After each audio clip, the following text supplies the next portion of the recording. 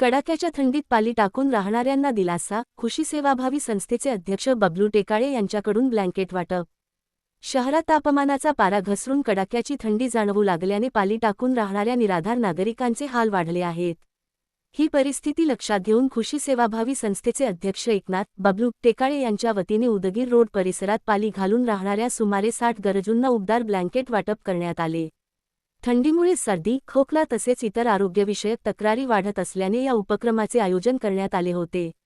मागील काही दिवसांपासून शहरातील तापमान सुमारे 13 ते 15 अंश सेल्सिअसपर्यंत खाली आले असून सायंकाळनंतर थंडीची तीव्रता अधिक जाणवत आहे.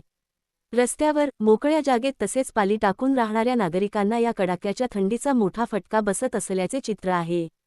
अशा परिस्थितीत प्रत्यक्ष ठिकाणी जाऊन थंडीने कुडकुडणाऱ्या गरजूंच्या अंगावर उबदार चादरी पांघरून त्यांना मायेची ऊब देण्याचे कार्य खुशी सेवाभावी संस्थेकडून करण्यात आले. ब्लँकेट मिळाल्यानंतर गरजूंच्या चेहऱ्यावर उमटलेले समाधान आणि हास्य हे या उपक्रमाचे खरे फलित ठरले. सामाजिक क्षेत्रात सातत्याने सक्रिय असलेले एकनाथ बबलू टेकाळे हे नेहमीच विविध सामाजिक उपक्रमांमधून गरजूंसाठी मदतीचा हात पुढे करत असतात. कडाक्याच्या थंडीच्या काळात उबदार पांघरून मिळाल्याने गरजूंच्या चेहऱ्यावर दिसलेले समाधान पाहून मनाला मोठा आनंद मिळाल्याचे एकनाथ बबलू टेकाळे यांनी सांगितले.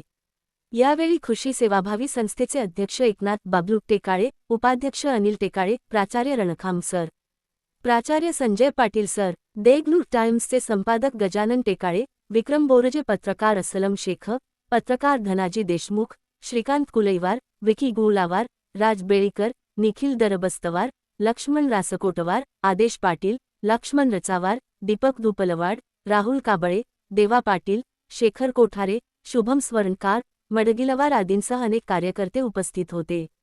या सामाजिक उपक्रमाबद्दल नागरिकांकडून खुशी सेवाभावी संस्थेच्या कार्याचे कौतुक करण्यात येत असून थंडीच्या दिवसांत पाली टाकून राहणाऱ्या लोकांसाठी हा उपक्रम मोठा आधार ठरला आहे.